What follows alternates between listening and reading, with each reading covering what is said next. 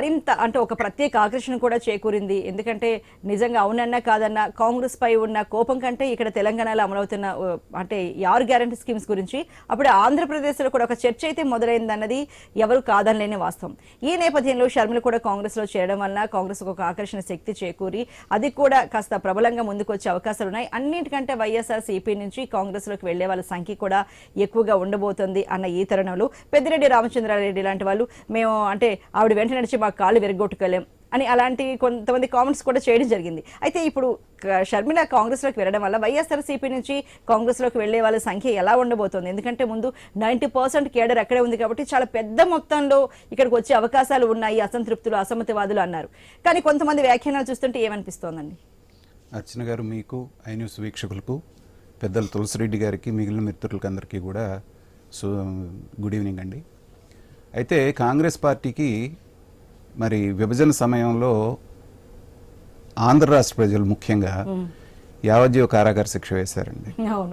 అయితే సత్ప్రవర్తన మిగతా ఇవన్నీ తీసేసిన తర్వాత యావజ్జీవ కారాగార శిక్ష కూడా 10 సంవత్సరాల్లో పూర్తయిపోతుంది. ఇప్పుడు అలాగా ఈ 10 సంవత్సరాలు పూర్తయిన తర్వాత అంటే తులసిరెడ్డి గారు అది అరణ్యవాసం వనవాసం అంటే ఆయన దాంతో పోల్చారు, నేను దీంతో పోలుస్తున్నాను. అయితే గత కొద్ది రోజులుగా కాంగ్రెస్ పార్టీకి అన్ని మంచి శకునములే అన్నట్టుగా మొట్టమొదట అంటే బాగా నీరసించిపోయినటువంటి కాంగ్రెస్ పార్టీకి సౌత్ ఇండియాలో మనకి కర్ణాటక విజయం అనేటువంటిది ఒక టానిక్ లాగా పనిచేసింది.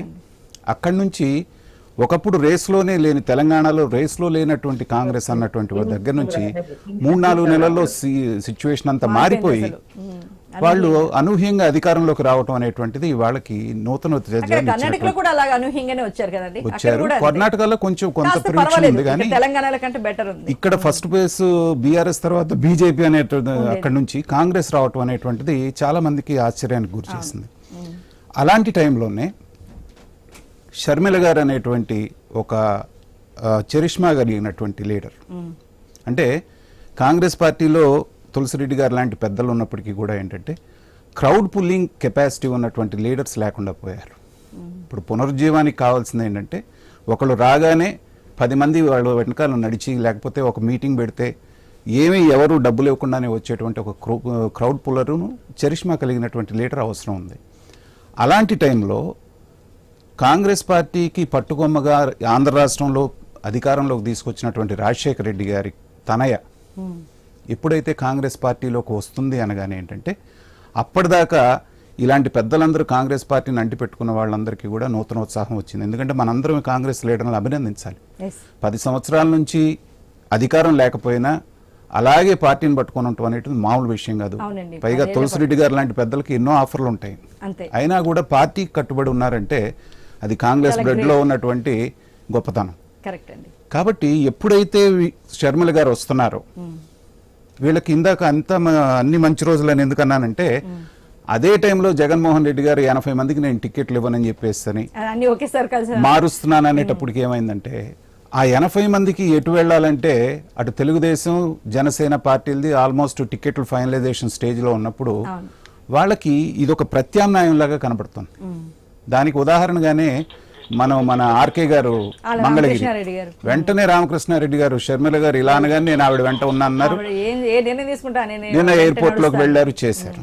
కాబట్టి ఏంటంటే తప్పనిసరిగా మళ్ళీ ఆంధ్రప్రదేశ్లో కాంగ్రెస్ పార్టీ పునరుజ్జీవనానికి అంటే పెద్దలు తులసిరెడ్డి గారు ఆశాభావంతో వస్తామనుకోవచ్చు, కానీ ఈ 2024కి ఫౌండేషన్ అనేది వేసుకొని వాళ్ళ క్యాడర్ని, పోయినటువంటి వాళ్ళని అందరినీ లీడర్స్ని వెనక్కి తెచ్చుకొని గట్టిగా ప్రయత్నం చేస్తే 2029లో ఖచ్చితంగా అవకాశం ఉండేటువంటి ఇది ఉంటుంది.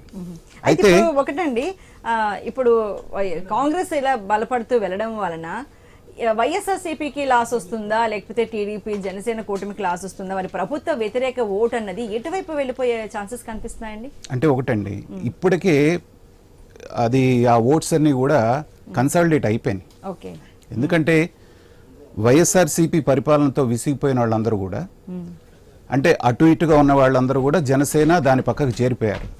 ఇప్పుడు కాంగ్రెస్ రావటం మూలాన, షర్మిల గారు రావటం మూలాన ఏ వర్గం చీలుతోందంటే ముఖ్యంగా ఇవాళ వైఎస్ఆర్సీపీకి బాగా బలంగా ఉంది ఇవాళకి కూడా రాయలసీమలో.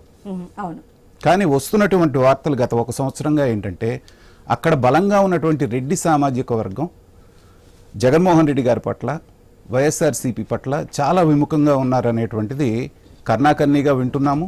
తర్వాత చాలా సంఘటనలు వాటికి ఉదాహరణగా, ఎందుకంటే వీళ్ళందరూ కాంట్రాక్ట్స్ చేసి కొన్ని వేల కోట్ల రూపాయల బిల్లులు అక్కడ పెండింగ్ పడిపోయి ఆర్థికంగా చితికిపోయిన వాళ్ళు చాలా మంది ఉన్నారు.